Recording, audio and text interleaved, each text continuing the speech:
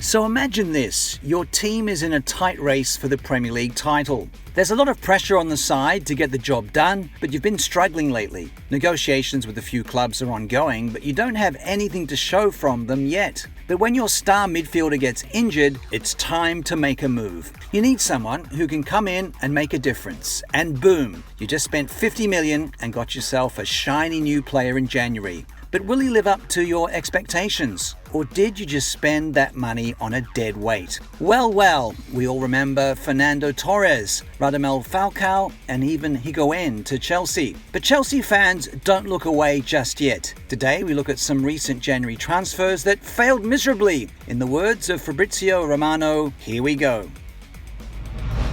In at number 5, Ross Barkley to Chelsea. Ross Barkley hit jackpot when Chelsea came calling to sign the midfielder. Although the Everton Academy player came close to moving to Stamford Bridge in the summer window, the midfielder had to wait another 4 months to make it official. Chelsea took a risk, investing £15 million in a player who was sidelined for 5 months due to injuries, with the likes of Hazard, Willian, Pedro all competing for similar spots in the team. Barkley's place in then-manager Antonio Conte's team was always doubtful. Sounds familiar?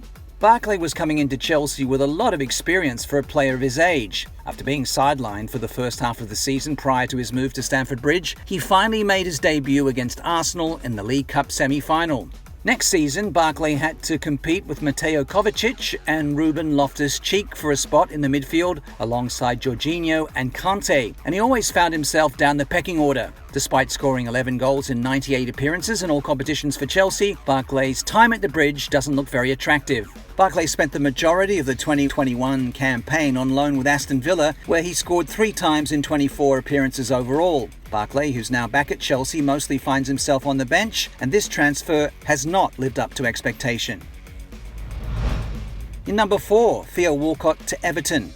After spending 12 years with the Gunners, Theo Walcott finally bid adieu when he signed a 3.5-year contract with Everton in January 2018. Walcott believed his move to Everton for more than £20 million would reignite his career after warming the bench for the first half of the season for the Gunners. But the winger's expectations were soon crushed. The Toffees were in desperate need of some attacking prowess. But the former Arsenal man's stint on Merseyside was nothing short of disappointing, as he was not able to keep up with his promising start. The Englishman produced a series of his least productive campaigns with a 20-goal contribution over 85 appearances for Everton. This led to Walcott rejoining his boyhood club Southampton for a season-long loan in 2021, and the move was made permanent on the expiration of his contract with Everton in 2021. In at number 3, Juan Cuadrado to Chelsea. With Mohamed Salah moving away on loan, Chelsea signed Juan Cuadrado from Fiorentina on a 4.5-year deal believed to be valued at £27.9 million.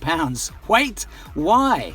Although the Colombian was riding high from his terrific performances at the 2014 World Cup in Brazil, his move to Stamford Bridge was underwhelming at best. Cuadrado, like so many others, had the potential to become an asset for the Chelsea attack, with manager Jose Mourinho aiming for a Premier League title with the Blues. But the Colombian winger struggled to settle in London and had very few starts in their title-winning season. With just 13 Premier League appearances for Chelsea, he ended up signing a season-long deal on loan with Serie A giants Juventus. After winning the Serie A title with Juventus during his loan spell, he returned to Chelsea in the following summer to play a few friendlies, only to rejoin Juventus on a 3-year loan deal for €5 million per season. Finally, in May 2017, it was confirmed that the Colombian had joined Juventus on a permanent deal. In number 2, Alexis Sanchez to Manchester United.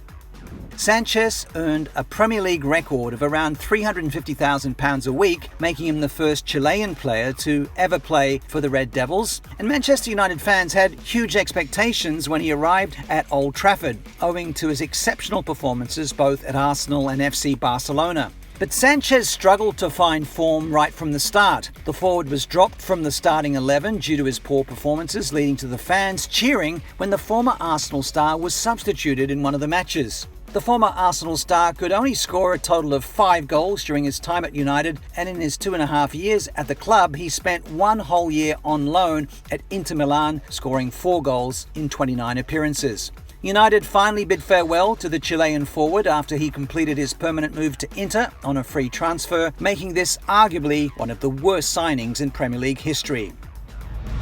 In number 1, Philippe Coutinho to FC Barcelona for €160 million.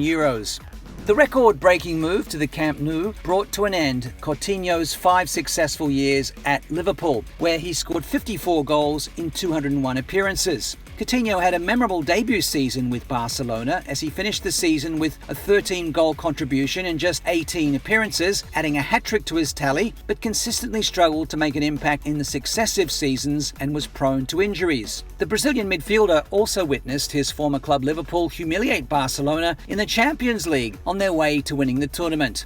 The arrival of Antoine Griezmann at the Camp Nou limited Coutinho's chances, and he was eventually loaned out to Bayern Munich, where he delivered without any pressure. He was involved in 3 goals in Bayern's 8-2 aggregate hammering of Barcelona in the Champions League semi-final and ended up winning the Champions League with them. On his return to the Camp Nou, Barcelona's financial situation kept him out of the game, and on the 12th of January 2022, Coutinho joined Aston Villa on loan for the rest of the season, making another January transfer move for the Brazilian. Only time will tell how he performs at Villa, but his move to Barcelona for €160 million will surely go down as one of the worst January transfer moves of all time. So that was the list. Hit the like button if you enjoyed that, and tell us if you have some surprising names that maybe we missed. And for more exciting content from the world of football, stay tuned to Sportskeeda Football.